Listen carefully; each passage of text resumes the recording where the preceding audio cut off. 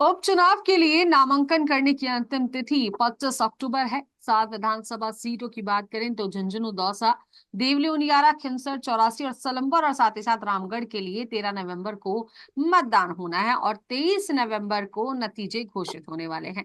तो बीजेपी, कांग्रेस और बाप पार्टी ने अपने अपने प्रत्याशियों की घोषणा भी कर दी है, लेकिन इन सभी के बीच उपचुनाव में जनता की बात होगी या फिर जातिवाद की, आज उसी को लेकर हम बात भी करने वाले हैं। और हमारा आज का जो विषय है वो है जनता की बात या फिर जातिवाद। तो फिलहाल भारतीय जनता पार्टी से मेरे साथ प्रवक्ता के रूप में जुड़े हैं वीरेंद्र जी। वीरेंद्र जी, आपका बहुत बहुत स्वागत है पंजाब केसरी में।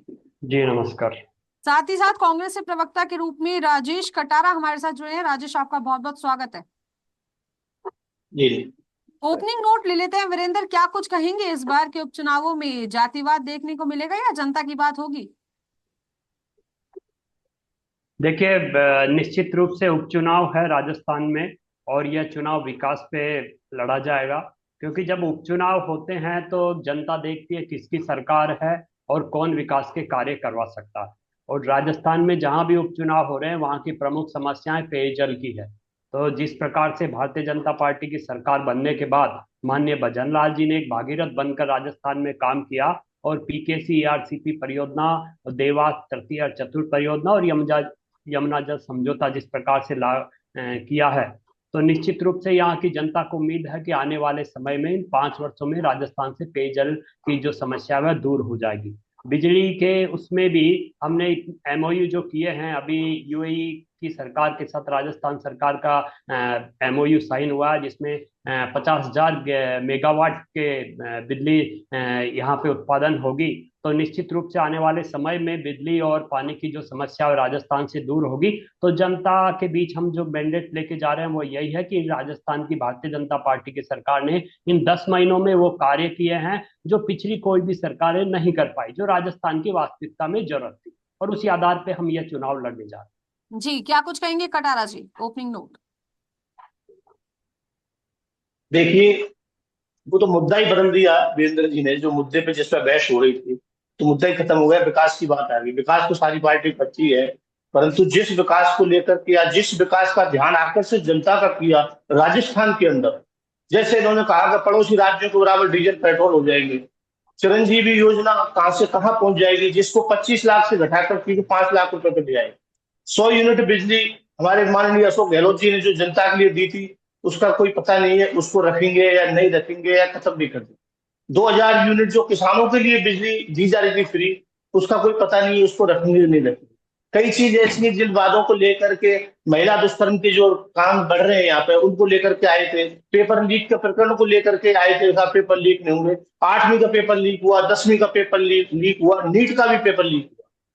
तो इस तरह की बातें हैं, ये विकास कहीं दिख नहीं रहा। अभी ईआरसीपी के एमओयू की बात कर रहे हैं, ईआरसीपी के विधानसभा पटल पे कहीं नहीं रखा। वो विपक्ष ने पूछा उनको, भाई बताइए आप क्या एमओयू किया, उसका कोई जवाब नहीं दिया। वो एक पुलंदा गुप्त में रखा हुआ है इनका। तो इस तरह की बातें जनता के सामने कुछ कह नहीं रहे। दूसरा, परिवारवाद की बात मोदी जी भाषण देते हैं, परिवारवाद नहीं होगा, गैर परिवारवाद राजनीति मांगे। तो आपने देखा महाराष्ट्र में, देखो आप, 90 सीटें, इसमें 1 दर्जन से ज्यादा परिवार के, चर्चित परिवार के लोगों को सीट दी गई है। तो यहाँ भी राजस्थान में भी आप देख लीजिए। तो इस तरह की बातें जनता सारी चीजें देखती है, सुनती है, समझती है। एक बार झांसे में आ जाती है। विधानसभा चुनाव के बाद में कुछ दिन बाद में फिर एक उपचुनाव हुआ। उसमें इन्होंने उस नेता को ही मंत्री बना दिया चुनाव लड़ने से पहले ही, और वो भी चुनाव हार गए। तो जी, यहाँ क्या कुछ भौगोलिक कहेंगे स्थिति वीरेंद्र बहुत। जी? कांग्रेस प्रवक्ता की स्थिति बहुत ही हास्यास्पद बन चुकी है कि वो परिवारवाद की बात कर रहे हैं। मेरे मित्र को यह नहीं पता प्रियंका गांधी जी की कौन सी पीढ़ी है गांधी परिवार की जो चुनाव लड़ रही है, और झुंझुनू से अमित ओला जी की कौन सी पीढ़ी है जो झुंझुनू से चुनाव लड़ रही है। परिवारवाद का मतलब यही है कि एक ही परिवार के बार बार बार बार आठों पीढ़ियां, आठ आठ पीढ़ियां, और यही झुंझुनू में पांचवी पीढ़ी है, चौथी या पांचवी पीढ़ी है जो कांग्रेस से चुनाव लड़ रही है। तो परिवारवाद की बात तो कांग्रेस नहीं करे तो अच्छा है। दूसरा विषय इन्होंने कहा महिला दुष्कर्म का विषय। मेरे मित्र आंकड़े उठा के देख लीजिए, इन 10 महीनों के क्राइम में बहुत कमी आई है। आंकड़े कह रहे हैं, हमने आंकड़े भी कह रहे हैं, जनता भी कह रहे हैं कि वास्तविकता में क्राइम में कमी आई है। तीसरा विषय इन्होंने कहा पेपर लीक का। तो पेपर लीक से इतने बौखलाए हुए हैं लीजा जी कि इनके नेताओं को डर लग रहा है कब उनका नंबर आ जाए, कब वो जेल की सलाखों के पीछे हुआ, क्योंकि के सावत जी या दूसरे कई नेता जो इन्हीं के हैं जो पकड़े गए। चौथा विषय जो ये डेवलपमेंट की बात कर रहे थे मेरे मित्र, इनको तो बात करनी ही नहीं चाहिए। क्यों नहीं करनी चाहिए लीजा जी? क्योंकि राजस्थान में महंगाई अगर सबसे ज्यादा कहीं थी तो राजस्थान में थी पूरे देश में, क्योंकि हमारे यहाँ पे पेट्रोल डीजल के दाम बहुत अधिक थे अन्य राज्यों की बनिस्पत। इस कारण राजस्थान में महंगाई थी, और फिर हमने आने के बाद में 4.5 रुपए कम किए हैं, उस फिर भी ये कह रहे हैं कि पेट्रोल डीजल के दाम कम नहीं हुए। तो मेरे मित्र मुझे लगता है कि कहीं और ये शायद कर्नाटक में या हिमाचल में जाके आए हैं, जहाँ की अभी महंगाई के दाम रिकॉर्ड तोड़ रहे हैं, क्योंकि इनकी कांग्रेस की सरकार जहां भी आती है वहां वादे तो बहुत करती है लेकिन उन वादों से मुकर जाती है। हरियाणा में वो स्थिति इसलिए हुई क्योंकि वहां के लोग तो पहले ही समझ गए थे कि भैया ये सरकार आएगी तो ये वादे तो करेगी लेकिन बाद में कुछ नहीं मिलना। और इसी आप एक बड़ा विषय देखिए लीजा जी, मेरे मित्र बात कर रहे थे राजस्थान के हितों की, तो मैं उनसे इतना ही पूछना चाहूंगा कि हरियाणा में जब चुनाव थे तब आपके घोषणा पत्र में आपने कहा कि हम यमुना जल समझौता रद्द करेंगे जो राजस्थान के साथ हुआ है। तो राजस्थान से कई नेता हरियाणा भी गए थे प्रचार के दौरान, उन्होंने ये क्यों नहीं कहा कांग्रेस नेतृत्व को कि भैया हम राजस्थान के हितों के साथ हैं, पहले ये पॉइंट हटाइए इसमें से, उसके बाद में हम बात करेंगे, हम प्रचार करेंगे। अब ये झुंझुनू में क्या मुंह लेके जाएंगे कि हम यमुना जल समझौता रद्द करने की वहां बात कर रहे थे और अब झुंझुनू में कैसे प्रचार करेंगे ये? तो मेरे मित्र, आप जितनी भी बातें कह रहे थे ये आपकी कपोल कल्पित कल्पनाएं मान लीजिए या फिर आपकी हास्यास्पद जी स्थिति है कि आप एक कटारा इस जी चुनाव बिल्कुल। लीजा जी जी आपने इस देखिए, चुनाव के लिए एक ही विषय कहा, विकास। मैंने देखिए विकास के हर देखिए वो लीजा पॉइंट जी, गिनाए हैं। जी लीजा जी, राजकुमार जी पूरा विषय हो देखिए जाने दीजिए। भाषण भाषण देने से कुछ नहीं होगा। प्रधानमंत्री जी बोल रहे हैं परिवारवाद की बात, प्रधानमंत्री जी ने बोला कि हम ये परिवारवाद से दूर हैं, फिर भी आप कर प्रियंका रहे हो। एमपी गांधी जी ये तो ने तो आरोप एमपी लगा की रहे हो बात आप। चली हम जी, आपकी बात देखिए करनी और कसनी में बहुत फर्क है वीरेंद्र जी, करनी और अरे कसनी में बहुत फर्क है। एमपी की प्रधानमंत्री बात जी रोज सीटें देखिए, भाषण कड़ी बात हुई चल नहीं रही है थी क्या? ब्रजेंद्र ओला की। और वही देखो। ब्रजेंद्र ओला की बात चल रही थी झुंझुनू से कि उनके बेटे को टिकट मिला। उनकी एक पीढ़ी की कह लें कि उनका परिवार जो है लंबे समय से राजनीति में रहा है। तो आपको नहीं लगता राजेश जी, अगर परिवारवाद की ही बात है तो कहीं ना कहीं दौसा सीट जो दी गई है जगमोहन मीणा को, उसके पीछे की क्या बड़ी वजह है? हाँ जी वही बता रहा कटारा हूँ, उस जी। पर बात करें ना। वही करो, प्रधानमंत्री जी रोज भाषण फेरते हैं स्टेज पर आकर के कि हम परिवारवाद से दूर है। और ये परिवारवाद में, क्योंकि इनकी तो पार्टी इतनी नहीं है, इनका परिवार तो बढ़ेगा। कांग्रेस 75 साल 80 साल पुरानी पार्टी है, उस पर आरोप लगाते हैं ये तो कल की पार्टी। तो इनमें इतने ही परिवारवाद इतने कम समय में हो गया। आप देखिए लोकसभा से लेकर के विधानसभा तक, राज्यसभा तक, पंचायत स्तर तक, कहीं भी चले जाइए, हर जगह इनका परिवारवाद अब आगे आने लग गया है। इनकी चलती नहीं है। तो अब देखिए 2 साल में क्या हुआ है। इस्तीफा दे रहे थे वो करोड़लाल मीणा जी, अब वो इस्तीफा पे कोई बात नहीं हो रही। वापिस उनके भाई को टिकट दे दिए, परिवारवाद नहीं है ये, इस पे कुछ बोलेंगे?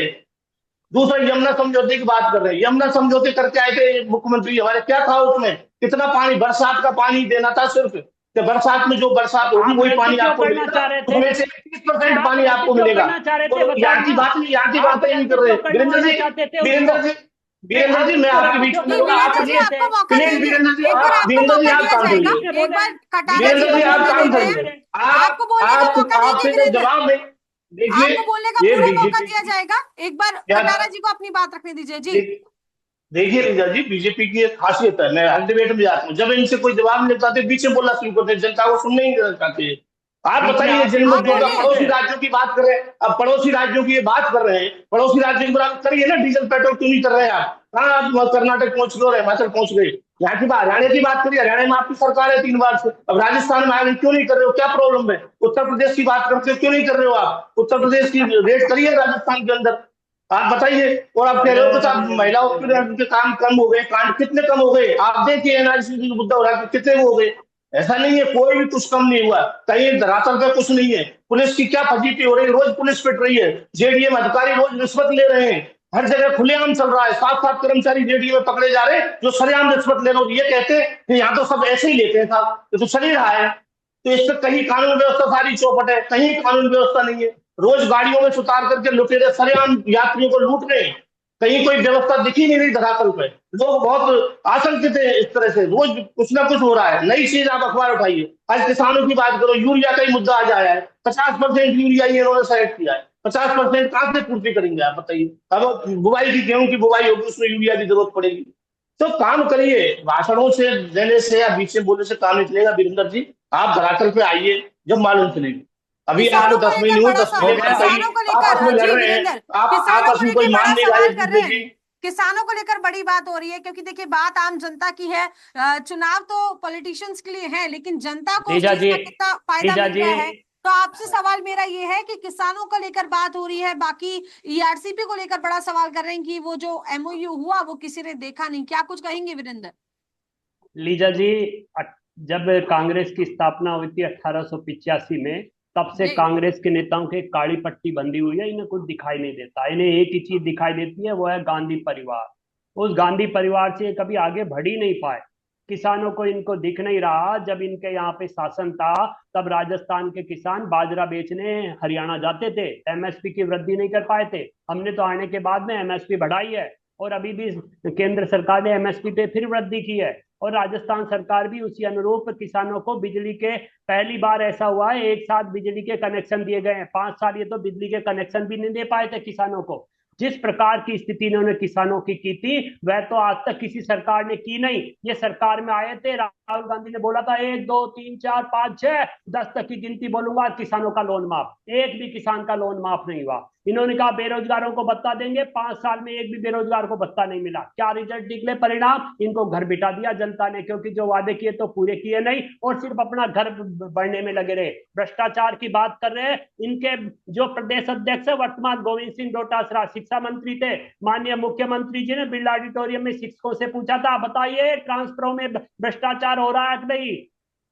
शिक्षकों ने ये बोला बहुत भ्रष्टाचार हो रहा है। भ्रष्टाचार। अब लीजा जी, अब पूरी बात सुनो, मौका अब बीच देंगे में नहीं कटारा, बोलेंगे कटारा जी। कटारा जी आपको मौका कटारा जी देंगे आप बीच में बिल्कुल। नहीं बोलेंगे, जी आप पकौड़ी की तरह बोलिए। बीच में मत पूछा किए। जी पहले भी आप बोलिए। बीच में बोलते, इसलिए मैं बीच में बोला था। तो जी जब बिरला ऑडिटोरियम में शिक्षकों ने स्वीकार किया कि यहाँ भ्रष्टाचार हो रहा है, कटारा जी भूल गए शायद। और इनके नेता तो नेतृत्व के बारे में क्या क्या कहते थे, कौन आत्मा शांति धारीवाल जी। और आपके नेता, शर्म आनी चाहिए कटारा जी, महिलाओं के लिए क्या कहा था आपके नेता ने कि ये तो मर्दों का प्रदेश है। किस प्रकार की राजनीति करते हैं आप और आपकी पार्टी और आपके राजनेता। महिलाओं की बात करने आप का बात अधिकार कर तो रहे हैं आप खो शिक्षा चुके मंत्री गोविंद सिंह हैं। डोटासरा की पूर्व की बात कर रहे हैं, गोविंद सिंह लेकिन आप बताइए डोटासरा, कि वर्तमान शिक्षा मंत्री शांति जी। धारीवाल जी ने विधानसभा में क्या कहा था मैडम, मैं वो कभी नहीं भूलूंगा। राजस्थान की जनता कभी नहीं भूलेगी कि ये तो मर्दों का प्रदेश है। राजस्थान में महिलाओं के अत्याचारों पर क्या कहा था कि ये तो मर्दों का प्रदेश है। राजस्थान की जनता भूलने वाली नहीं है कांग्रेस को। और जी कटारा जी आपसे वर्तमान सवाल स्थिति मेरा देख है। लीजिए लीजा जी। कटारा जी आपसे सवाल मेरा ये है कि लीजा जी, गोविंद लीजा सिंह, जी, लीजा वीरेंद्र जी मौका देंगे आपको, समय का अभाव है, जी, थोड़े से क्वेश्चंस हम लोग बराबर से बात कर लें, बराबर से मौका दें। शिक्षा मंत्री जी। पूर्व की जो बात कर रहे हैं गोविंद सिंह डोटासरा को लेकर बड़ी बात चल रही है, तो अभी वर्तमान शिक्षा मंत्री जो हैं उनको लेकर भी बड़े सवाल उठ रहे हैं, उस पर क्या कुछ कहेगी कांग्रेस पार्टी? वो तो शिक्षकों का कपड़े तक देख रहे हैं, शर्म आनी चाहिए इनको। इनका शिक्षा मंत्री अशिक्षित है। उस शिक्षा मंत्री ने क्या बोल रहा है, शिक्षक कपड़े ऐसे पहन के आती है, कभी कुछ बोल रहा है, कभी कुछ बोल रहे हैं। शिक्षा मंत्री, उनको पता ही नहीं है, वो शिक्षा का कोई ज्ञान ही नहीं दे पा रहे, वो बात और चीजों की कर रहे हैं। उनको तो तुरंत प्रभाव से हटाना चाहिए इनको। सारे शिक्षक विरोध कर रहे हैं उनका। आप देखिए कितनी शर्म की बात है। महिला शिक्षकों के लिए क्या बोला उन्होंने, परंतु इनके कोई मुख्यमंत्री ने और मंत्री ने उनकी इस सभा में एक शब्द नहीं बोला। यहाँ तक इनके किसी वो धाकड़ एमएलए थे, उन्होंने ये तक बोला कि हम मुख्यमंत्री की सपोर्ट नहीं करते साहब, हम शिक्षा मंत्री की बात को हम बात नहीं करते। सारी पार्टी ने किनारा कर लिया उनके बयान से। उनको शिक्षा की आज तक एक भी बात नहीं की उन्होंने। वो दूसरे मुद्दों पर बात करते हैं, अलग शिक्षा के में और चिकित्सा के मुद्दे बात करेंगे, किसानों के मुद्दे बात करेंगे, पर शिक्षा की बात नहीं करेंगे। इनके सारे मंत्रियों का यही हाल है, वो चलिए बात अब उस एक विषय की सवाल नहीं करते मेरा, जिस विषय की चलिए हो। एक सवाल मेरा आप दोनों से है, पहले हम सुबह शुरुआत जाकर के करेंगे सुबह एक कि ट्रक भर के ले जाते हैं गालियों का, और कांग्रेस के शाम को जगह शाम को वापस आ जाते हैं। बस चलिए उनका अब यही एक काम है, सवाल जी सुबह उठते ही भाषण शुरू, कटारा जी, कांग्रेस को गाली देने से शुरू करते हैं। अब जी एक सवाल मेरा आप दोनों से ये है कि फिलहाल टिकटों का जो वितरण हुआ है वो जनता को ध्यान में रख के हुआ है या जातिवाद को ध्यान में रख के हुआ है? क्योंकि देखिए अगर दौसा की बात कर ली जाए तो दौसा के अंदर जगमोहन मीणा को टिकट दिया बीजेपी पार्टी ने, और देखें तो ज्यादातर वहां पर मीणा जो लोग हैं ज्यादा बाहुल्य हैं। और अगर बात करें तो जगमोहन मीणा को जो टिकट मिला है किरोड़ी लाल का कहीं ना कहीं एक पीछे से प्रेशर रहा, लेकिन किस आधार पर टिकटें बांटी गई हैं? जी वीरेंद्र जी। देखिए लीजा जी, राजनीतिक पार्टी चाहे भारतीय जनता पार्टी हो, कांग्रेस हो, एक हम्म। जब चुनावी उसमें जाते हैं मैदान में, तो एक ही लक्ष्य होता है विजय का। उसमें कई सारे समीकरण देखने होते हैं, और एक ऐसा व्यक्ति देखना होता है कि वो जनता की वास्तव में सेवा करेगा। उसी अनुरूप भारतीय जनता पार्टी ने अपने टिकट दिए हैं, और निश्चित रूप से हमने जो टिकट दिए हैं उन पे जनता भी मोहर लगा चुकी है कि इससे बढ़िया टिकट और हो नहीं सकता था। लेकिन अब एक कांग्रेस बड़ा पार्टी सवाल बार है, बार आरोप लगा रही है वीरेंद्र, ये कहा जा कांग्रेस रहा है तो खुद कि का देख लेना। जगमोहन मीणा को टिकट देना दिलाने के लिए किरोड़ी लाल मीणा ने साम दाम दंड भेद अपनाया, और देखिए उनकी लीजा जी, नाराजगी भी इसी कांग्रेस, को लेकर थी कि उन्हें टिकट नहीं मिल रहा है, उनके परिवार के किसी सदस्य को टिकट नहीं मिल रहा है। और उन्होंने तो ये भी कहा था कि मैं तो जगमोहन मीणा का एक स्टेटमेंट आया था कुछ समय पहले, मैं तो एक आंधी का भीड़ हूं कि बार बार मुझे लगता है कि इस बार टिकट मिलेगा लेकिन टिकट मिलता नहीं। और इस बार तो किरोड़ी लाल मीणा जी ने नाराजगी जाहिर कर दी, और अब टिकट मिला है, अब उनका पता नहीं है कि इस्तीफा वापस लेंगे या नहीं लेंगे। देखिए लीजा जी, जगमोहन मीणा जी 10 साल पूर्व ही ऐच्छिक सेवानिवृत्ति ले चुके हैं, और उसके बाद उन्होंने सामाजिक सेवा की। वो टिकट के हकदार थे, उन्हें टिकट मिला, पार्टी के लिए कार्य किया है, और पार्टी ने उन्हें टिकट दिया, और एक अच्छा टिकट वहां पे है उन। जी और ये आप मानिए मजबूती से चुनाव लड़ेंगे और दौसा से विजयी होंगे। जी दूसरा विषय कटारा आप जी। देखिए लीजा जी जी, जीजा जी पूरा, जी जीजा जी मेरा पूरा विषय कर लूं, जी आप जी समझिए। जी इनके यहाँ झुंझुनू में क्या हुआ है, झुंझुनू में इनकी तुष्टीकरण इन्हीं पे भारी पड़ रहा है। अल्पसंख्यक समुदाय के लोग जिनके साथ ये तुष्टीकरण की और वोट बैंक की नीति करते थे, वो कह रहे थे, इस बार कह रहे हैं इस बार कांग्रेस को अच्छा स्वास्थ्य सिखाएंगे। सलूम्बर में इनके नेता हैं, सलूम्बर में इनके नेता रघुवीर मीणा, वो कह रहे हैं कांग्रेस आदिवासी नेताओं का कैरियर खत्म करना चाहती है। सलूम्बर के ब्लॉक अध्यक्ष और सराड़ा के ब्लॉक अध्यक्ष ने इनका टिकट मिलते इस्तीफा दे दिया है। नरेश मीणा और प्रहलाद गुंजन कांग्रेस से नाराज चल रहे हैं, और स्थिति देखिए इन्हीं के नेता नमो नारायण मीणा, इनके एक सांसद है हरीश मीणा जी, उनके लिए क्या कह रहे हैं, मेरे भाई ने मेरे साथ धोखा किया है। कांग्रेस में इतना सब कुछ हो रहा है और कटारा जी को कुछ नहीं दिख रहा, क्योंकि उनके ऊपर एक चश्मा चढ़ा हुआ है, भारतीय जनता पार्टी। भारतीय जनता पार्टी मेरे मित्र, अपनी पहले फूट जो हो रही है और जो नूरा कुश्ती हो रही है ना क्षेत्रों में, झुंझुनू सलुम्बर, सलुम्बर ही संभाल लीजिए, आपका तो पड़ोसी सीट है, उसी को नहीं संभाल पा रहे। आप कहाँ दौसा की बातें कर रहे हैं, दौसा में तो आपकी जमानत जब्त नरेश होने जा रही मीणा है। ने बड़ा और एक लीजा जी, स्टेटमेंट दिया था वीरेंद्र जी, लीजा किरोड़ी जी लाल मीणा आपकी, को हाँ लेकर। किरोड़ी लाल मीणा को लेकर नरेश मीणा का एक स्टेटमेंट वायरल हुआ था, शायद आपने सुना होगा। जी, और मैंने तो बड़ा लीजा जी स्टेटमेंट अभी दिया भी उन्होंने। नरेश मीणा जी का आज का स्टेटमेंट, आंखों से आंसू बहते हुए का स्टेटमेंट आपने नहीं देखा शायद अभी तक, कि नरेश मीणा जी क्या कहें कि कांग्रेस ने मेरा पूरा जीवन बर्बाद कर दिया। इससे बड़ा स्टेटमेंट एक आदिवासी नेता का क्या आएगा। और यही नहीं, आप ये देखिए कि जिन्होंने गठबंधन किया, लीजा जी, जिन्होंने लोकसभा चुनाव में गठबंधन किया, 8 महीने में क्या हो गया कि इनकी गठबंधन करने वाली पार्टियां इन्हीं को छोड़कर चली गई। ये तो फिर भी उनके पीछे पड़ रहे थे, गठबंधन कर लो गठबंधन कर लो, इनके पास प्रत्याशी नहीं थे। लेकिन फिर भी लीजा जी, मैं ये आपके चैनल के माध्यम से कह रहा हूं और दावे के साथ कह रहा हूं, सलुम्बर 84 और खींवसर में कांग्रेस की जमानत जब्त होने जा रही है। आप जिस दिन परिणाम आए उस दिन मेरा ये कोट कर देना, आप जी परिणाम अब आने के आप बाद में जी अब ये मौका कोट देंगे जरूर कटारा जी दिखाइएगा। को। कटारा जी, बड़े सवाल उठ रहे हैं नरेश मीणा को लेकर। अक्सर देखा गया है कि सचिन पायलट को लेकर अक्सर जो है रघुवीर नरेश मीणा जी मीणा के बात लिए भी, करते हुए नजर आते हैं। कटारा जी देखिए आदिवासी नेता रघुवीर मीणा जी जी के देखिए बोलने लिए भी। इनके दीजिए वीरेंद्र जी, इनके कटारा जी को भी मौका दीजिए इनके बोलने का। जी इनके ये बबलू यही तो आदत है, ये बोलने नहीं देना चाहते किसी को, ये बोल करके बात बराबर करना चाहते हैं, पर जनता सारी चीज देखती बताइए। है। आप देखिए दो साल में विप्र समाज ने किस तरह का आंदोलन किया, उन्होंने कहा हम वोट नहीं देंगे बीजेपी को, विप्र समाज के साथ कुठारघात किया है। हो सकता है इनकी कोई अंदरूनी पहले बाधा हो, इसलिए इतना खुल करके विप्र समाज आया। देवली उनियारा में देखिए, एक आदमी पानी की टंकी पे चढ़ गया सुसाइड करने के लिए। हमारे यहाँ ऐसी स्थिति नहीं होती कि सुसाइड करने जैसी। आप देखिए चीफ सर बबलू चौधरी, जिसको मुख्यमंत्री जी ने बुला करके समझाना पड़ा, वो रो रहा था, आंसू आ रहे थे, आपने उनके आंसू नहीं देखे, तो उनके मीणा जी के आंसू तो बता रहे हैं बीच में, मीणा जी के, वो बबलू चौधरी के आंसू नहीं देखे उन्होंने। ये बात करना अलग तरह की चीज है। अब ये इस पर भी जवाब देंगे कुछ, इस्तीफा का क्या होगा, क्या इस्तीफा वैलिड होगा कि नहीं होगा, उस पर बता दीजिए थोड़ा तो सा। एक सवाल क्यों मेरा खाजे कटारा जी आप आपसे है। मुख्यमंत्री है। जी एक सवाल मेरा आपसे है, सलुम्बर सीट की बात करूं, रघुवीर मीणा का टिकट काट दिया गया। देखिए वो पार्टी की अलग तरह की स्ट्रेटजी होती है जी, पार्टी क्या सोचती है, केंद्रीय नेतृत्व इस पर विचार करता है, केंद्र को सारी चीजों को देखना पड़ता है। तो टिकट पार्टी हाईकमान देता है, वो हाईकमान का मामला है, क्या क्या सोचा, क्या क्या सर्वे हुए, हमारे भी पर्यवेक्षक है, हमारी भी जो 7 सीटों पे है, लेकिन 77 रामगढ़ हमारे सीट मंडल पे, जी उनसे लेकिन रामगढ़ सीट पे तो कहीं ना कहीं परिवारवाद तो वहां भी दिखा। रामगढ़ सीट पर अगर बात करें, आर्यन खान को टिकट दिया गया है, जुबैर खान के पुत्र हैं, स्वर्गीय जो जुबैर खान रहे उनके पुत्र हैं, तो परिवारवाद तो वहां भी दिखा। लीला जी, हर जगह की अलग अलग भौगोलिक स्थिति होती है। अब वहां तो स्थिति इस तरह सिंपैथी की के थी, उनको आधार सीट पर देना पड़ा। कांग्रेस पार्टी क्या एक इमोशनल कार्ड खेलना चाह रही है, जैसे अमृतलाल मीणा के धर्मपत्नी को जो टिकट दिया गया था, तो कांग्रेस भी क्या इसी तरीके का कोई दाव खेलना चाह रही है? देखिए, कांग्रेस इस तरह का कोई दाव नहीं खेलती है। कांग्रेस एक सर्वे के आधार पर और जो लोगों की जन भावनाओं को लेकर के ही कांग्रेस करती आई, परंतु परिवारवाद का आरोप सिर्फ बीजेपी लगाती है, जबकि वो खुद भी उस रास्ते पे चलती है। जिनके घर पर शीशे को होते हैं वो दूसरों घर पर पत्थर नहीं फेंकते, परंतु बीजेपी ने ये काम बहुत अच्छी तरह से अपना रखा है। आरोप लगाते हैं हम पे और काम फिर वही करते हैं, लास्ट में जाके उसी पे उतर आते हैं, उसमें कोई सफाई नहीं देते। ये लीजा जी। जी, एक लीजा जी, एक स्टेटमेंट जी लीजा जी, वीरेंद्र जी, एक आपको एक मौका लीजा देंगे। जी, जी वीरेंद्र जी, एक बताएं। बड़ा, एक छोटा सा विषय है। मेरे जी मित्र से सिर्फ इतना सा पूछना चाह रहा हूं कि वो स्पष्ट कर दे इस पंजाब केसरी चैनल से राजस्थान और देश की जनता को कि इनके यहाँ पे हाईकमान कौन है।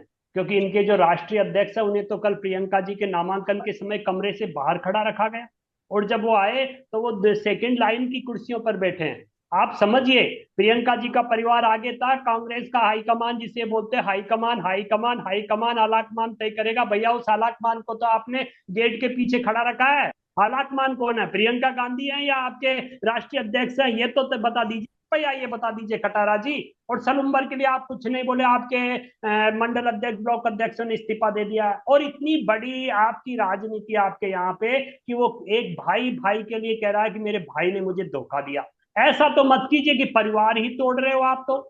टिकट के पीछे ऐसा क्यों कर रहे हो कि सामाजिक ताना बाना ही तोड़ दिया आपने। और इधर देखिए लीजा जी, ये कहते हैं जिनके नाम पे वोट मांगने जा रहे हैं ना, देवली उनियारा और दौसा में, उन सचिन पायलट को एक भी मीटिंग में इन्होंने बुलाया नहीं, टिकट के लिए जो मीटिंग्स हुई है उनमें। और ये बात कर रहे हैं हमारे यहाँ वो, हमारे यहाँ हो। भैया आपके नेताओं को तो बुला लीजिए मीटिंग में, जिन नेता के कारण आप वहां पे जीतने की कोशिश कर रहे हैं, या जिनके नाम जिनका चेहरा देखकर आप वहां चुनाव लड़ने जा रहे हैं, देवली उनियारा या दौसा में। आप तो बड़ी बड़ी बातें कर रही, सचिन पायलट जी का फेस उनको मीटिंग में तो बुला नहीं रहे, सचिन पायलट जी का फेस।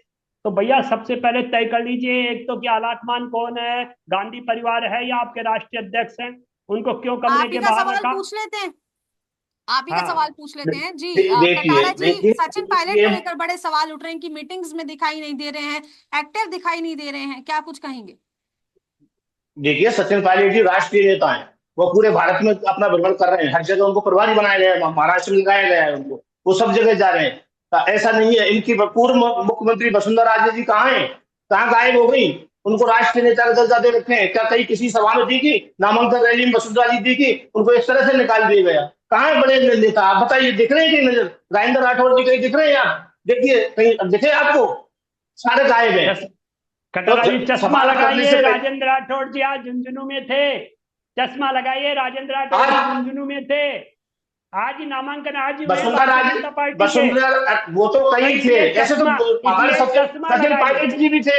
पूरे भारत में चुनाव है इसलिए वीरेंद्र जी, अरे पूरे भारत में मीटिंग चुनाव है, बैठक की एक बात है, राजस्थान में चुनाव नहीं बैठक की है, एक बात चल रही राजस्थान है, में चुनाव नहीं है, बैठक की एक बात चल रही राजस्थान है में चुनाव कटारा नहीं जी। है। देखिए आप, अच्छा, पूरे दूसरे ने भारत में बताया आपने चुनाव है और आलाकमान सचिन कौन, पायलट पूरे भारत में अपने आलाकमान कौन, वर्चस्व रखते हैं। जी आप पर आप आलाकमान कौन, बताइए, लोकल कटारा जी मुख्यमंत्री, आलाकमान लोकल कौन, मुख्यमंत्री वसुंधरा राजे जी कहाँ है? आप बताइए, पूर्व कटारा मुख्यमंत्री जी जी कहाँ है आलाकमान वसुंधरा राजे कौन जी? है। कहीं नजर आ चलिए, रही है इंदिरा आपके? गांधी अब एक है, सवाल राजीव हालांकि पे मैं लौट गांधी आते का ये हैं। बेटी। बात बात परिवार, देखिए बात चल रही है जनता की बात या फिर जातिवाद। फिर से एक बार दोबारा से मुद्दे पे एक बार लौट आते हैं, और मेरा सवाल अब वीरेंद्र जी आपसे है। अमृतलाल मीणा की निधन के बाद में उनकी धर्मपत्नी को टिकट दिया गया, तो सेम सवाल मेरा आपसे भी है, क्या कांग्रेस सिंपैथी कार्ड खेलना चाह रही है? बीजेपी, माफी देखिए, चाहूंगी, बीजेपी नहीं सिंपैथी देखिए, कार्ड खेलना चाह रही है?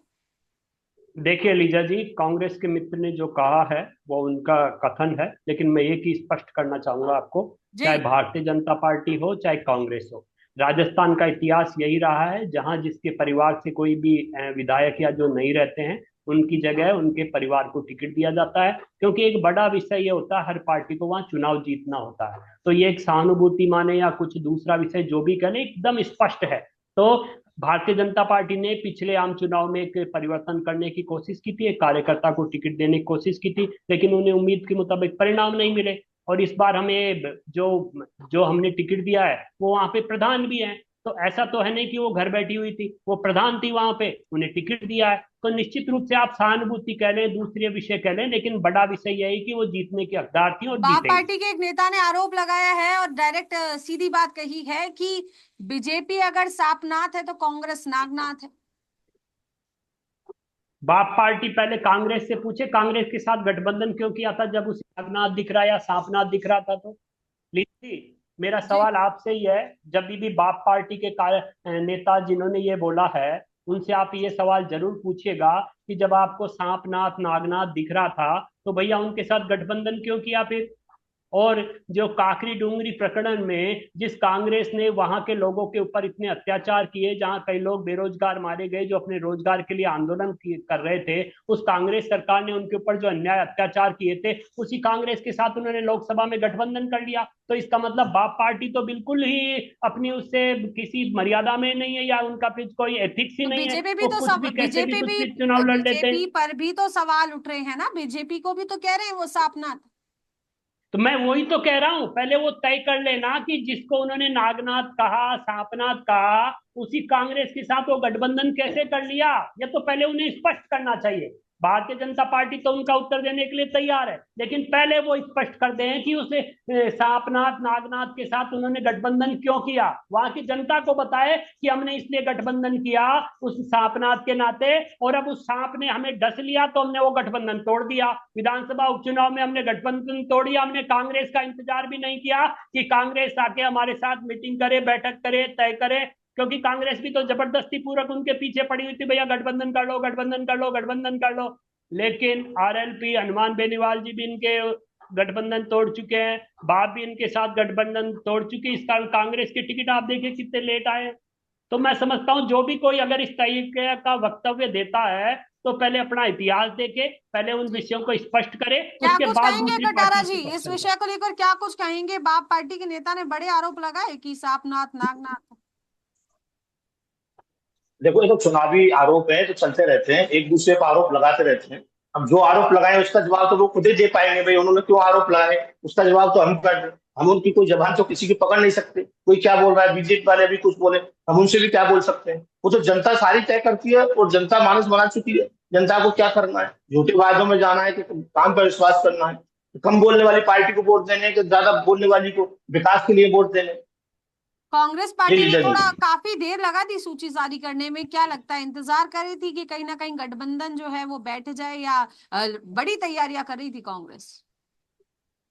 देखिए, पार्टी का एक स्ट्रेटजी होती है इस तरह की, और पार्टी, कांग्रेस पार्टी इतने साल पुरानी पार्टी है, इसमें कार्यकर्ताओं की भरमार है।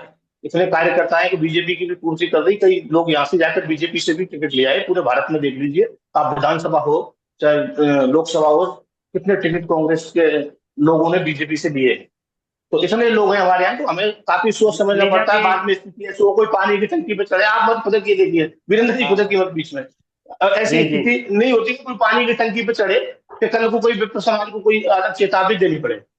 तो क्या है, चलिए, टिकट देना, ये तो पहले बात देना हो और गई पीछे देना, ये कोई गठबंधन विषय की। नहीं है।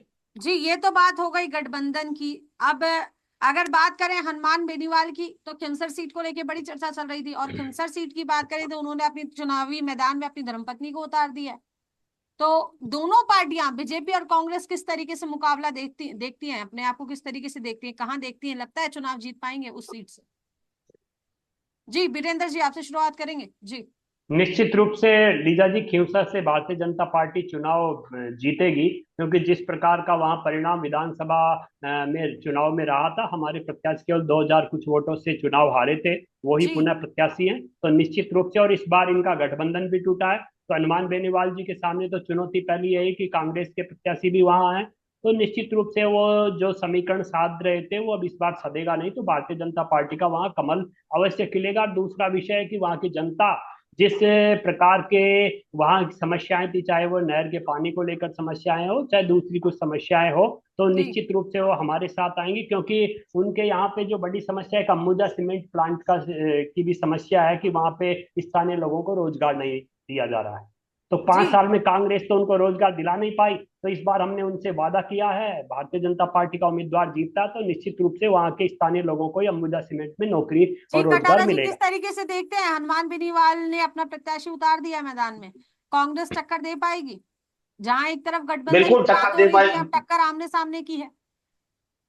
बिल्कुल टक्कर दे पाएगी कांग्रेस। आप देखना, पहली बार एक इलेक्शन हुआ था सरकार बनने के कुछ दिन बाद में, उसमें बीजेपी को हार का मुंह देखना पड़ा। अब आप देखना इस बार बीजेपी को तो सारी सीट चलिए हरा कांग्रेस देंगे, जीतेगी। आप कह रहे हैं बीजेपी को हार का मुंह देखना पड़ेगा, लेकिन मैं बात यहाँ पे आरएलपी की कर रही हूँ। आरएलपी को चुनावी मैदान में मजबूत टक्कर दे पाएगी कांग्रेस पार्टी? हनुमान बेनीवाल बिल्कुल है बिल्कुल दे सामने, पाएगी। मजबूत पकड़ रखते हैं देखिए अपनी कोई सीट वोट पर। वोट देखिए वोट जनता देती है, कोई प्रत्याशी वोट नहीं देता। जनता सोचती है, समझती है, जनता वापस भरोसा करेगी कांग्रेस पर और वापस कांग्रेस की सीट को निकालेगी।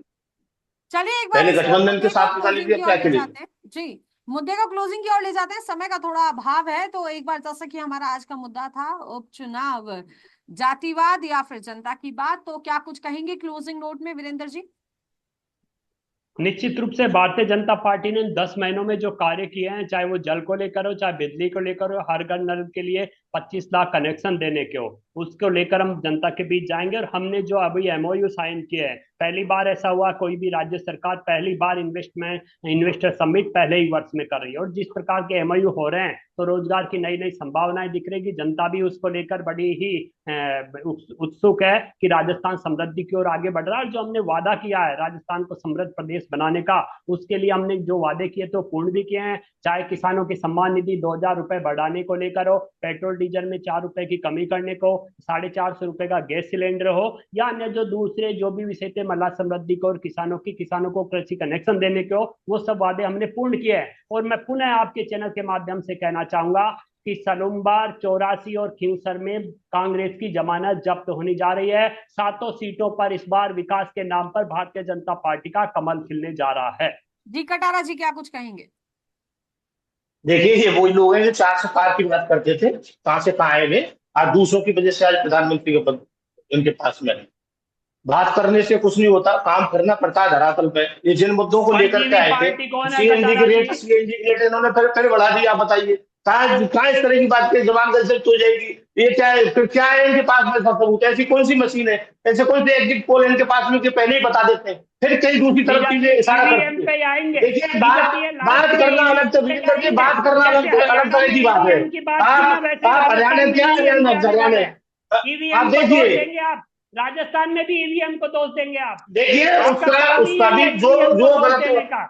जिस देश, देखिए जिस देश से आप ईवीएम खरीदते लीजा हैं उस जी, देश में बैलेट पेपर लीजा से जी इलेक्शन आप होता देख है। लीजिए, चुनाव उस आने देश से में बैलेट पहले पेपर से ईवीएम इलेक्शन का होता है रट लगा वीरेंद्र लिया जी, इन्होंने। उस चीज को आप चुनाव समझिए। आने से लेकिन पहले ईवीएम की बीजेपी तरफ ईवीएम पार्टी का मत रट लगा देखिए लिया। बताइए। जी, देखिए लीजा जी, परिणाम आने से पहले ईवीएम का रट लगाना समझ परिणाम आने सकते से हैं कि पहले आप बता कांग्रेस रहे समझ हो, गई तो है। आपके पास ऐसी कांग्रेस कौन सी समझ गई कि हार आपने तो निश्चित है, अग्निवीर मंत्री, हार आपने तो निश्चित है। धन्यवाद आपने एक वीरेंद्र जी, अग्निवीर आपने मंत्री हार बनाया, स्वीकार कर ली। आपने आपने आपने हार एक स्वीकार अग्निवीर कर ली, मंत्री बनाया था। धन्यवाद। उस अग्निवीर आपने मंत्री हार हम हार स्वीकार स्वीकार कर नहीं ली, करते। धन्यवाद।